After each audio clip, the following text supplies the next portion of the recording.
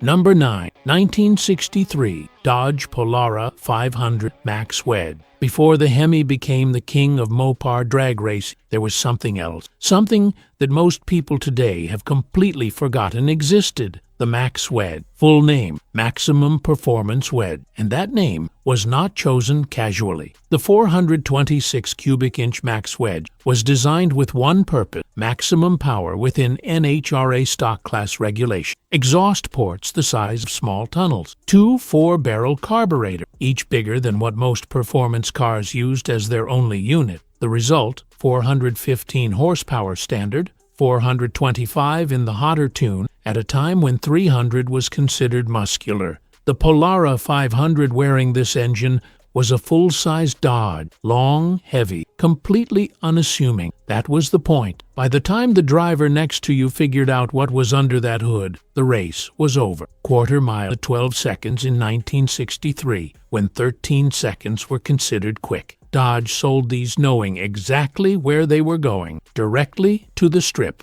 Number 8. 1964 Ford Galaxie 500 Light. Ford had a problem in 1963. Chrysler was winning. The Max Wedge cars were running quarter mile. The standard Ford lineup couldn't touch. Ford needed an answer. The answer was the Galaxie 500 Lightweight. The name told you everything. Ford took the full-size Galaxie and removed weight the way a sculptor removes material, deliberately and without sentiment. Fiberglass replaced steel on the fender, hood, and bumpers. Sound insulation gone. Anything a driver didn't need to cover a quarter mile, gone. What remained got Ford's 427 high-riser V8, making 425 horsepower through 2 4-barrel carburetors. Quarter mile in the 11-second range, in a car that, from a distance, looked like something a family might drive to church. Around 100 were built. The lightweight was Ford's declaration that they were serious. What came next was proof of what serious actually looked like. Number 7. 1965 Chevrolet Chevelle COPO 9719. General Motors had a problem that none of their competitors had. Their own corporate management was telling them they couldn't race. The AMA racing ban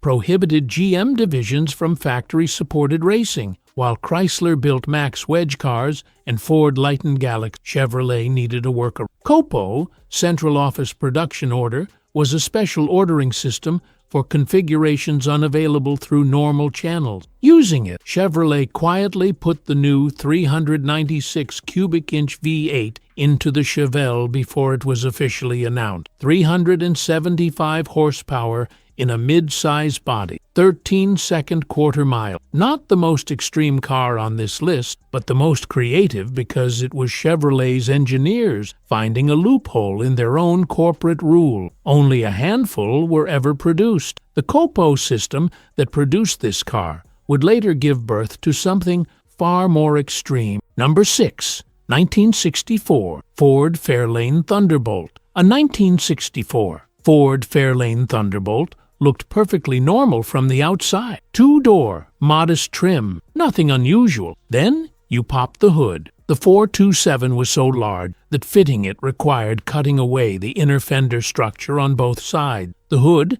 had a functional fiberglass scoop. The front windows were plexiglass. Glass was too heavy. The headlights were replaced with aluminum covers. Nobody races at night. Official horsepower, 425. What testers measured on a dynamometer, closer to 500. Ford's numbers were conservative because the insurance companies and NHRA were watching closely. The Thunderbolt won the NHRA Top Stock Eliminator Championship in 1964, quarter mile in the high 11. Only 127 were built. Everyone destined for serious competition from the moment it left the factory. Number 5. 1969 Chevrolet Camaro ZL1 COPO. The COPO system had started with a 396 Chevelle. By 1969, it had evolved into something far more dangerous. A dealer named Fred Gibb from Illinois heard about the possibility of ordering Camaros with the all-aluminum 427 ZL1, a Can-Am racing engine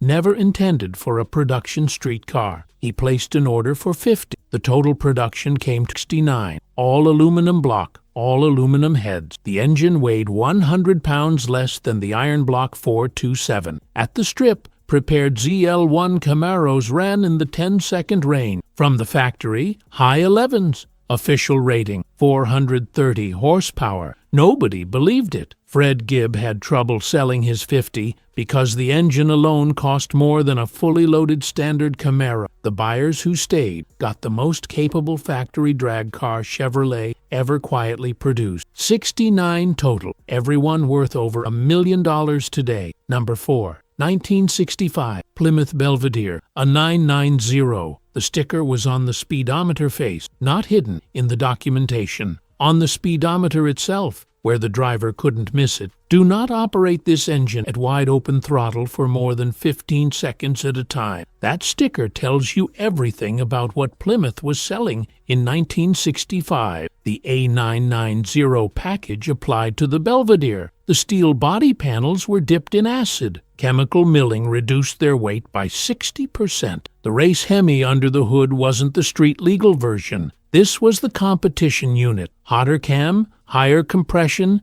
cross-ram dual 4-barrel induction. Cold weather made it surge and misfire. The warranty paperwork said as is. About 101 were built. They dominated NHRA Superstock competition in 1965. Ford protested the A990 cars to the NHRA. It didn't matter. These cars were too fast to argue with. Number 3. 1963 Pontiac Tempest Super Duty Wagon. 6 of them were station wagon. Let that sit for a second. Pontiac built 12 1963 Tempest Super Duty cars before GM's corporate ban killed the program. 6 coupes and 6 wagons. The wagons weren't a concession to practicality. Extra weight over the rear axle provided better traction on launch. So Pontiac put a 421 cubic inch Super Duty V8, somewhere between 405 and 500 plus horsepower, into a station wagon, and it was faster than most sports cars of the era. These were never sold through dealerships. Pontiac distributed them directly to racing teams, building all 12 as fast as possible before the corporate axe arrived. The engineers knew the ban was coming.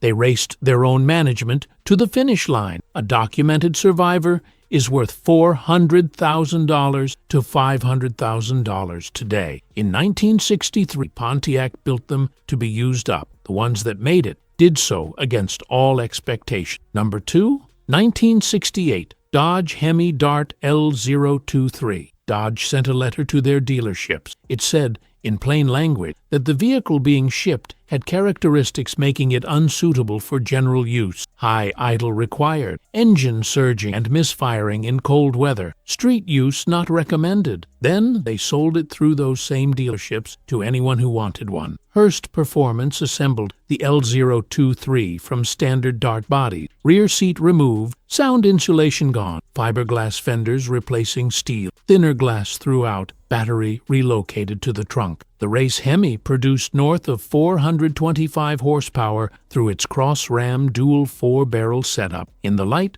Dart body, low 11-second quarter mile, 0 to 60 in 4.2 seconds. 80 were built. No warranty. The dealership essentially handed you a race car and wished you luck. A documented L023 recently sold for $300,000, and that number is only going one direction. Number 1, 1968 Plymouth Barracuda B029 Superstock. There was a sticker on the car, placed by the factory. It said the vehicle was not for use on public road. Plymouth sold it through dealerships anyway. The B029 took the compact Barracuda, a car that had no business fitting a 426 Hemi into its engine bay, and made it fit. Modified shock towers, fiberglass fenders, and hood, plexiglass side windows, gutted interior, rear seat replaced by a cardboard panel. Every decision made in service of one number. Elapsed time. The race Hemi made approximately 550 horsepower, low 10-second quarter miles from the factory. On street tires, Chrysler's letter to Plymouth dealers dated February 20th 1968, stated clearly that the car was unsuitable for ordinary street driving. 50 were distributed to the country's top superstock team, including the legendary Sox and Martin operation. Fewer than 50 survive. Clean examples sell for $300,000 and rise. For a car that came with a factory sticker saying don't drive it on public road, that's not irony,